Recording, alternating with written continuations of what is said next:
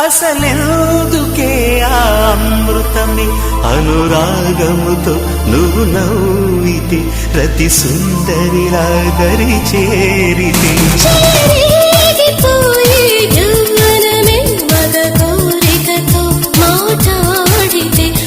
చూపులతో తాకితే నేను నేను ఆని తేలి సోలిపోని ఏది ఏమి కాని ఏకమౌవని రామరి నా చెలి ఓ ప్రేమ హృదయ వీణ నీవమ్మ ప్రాణ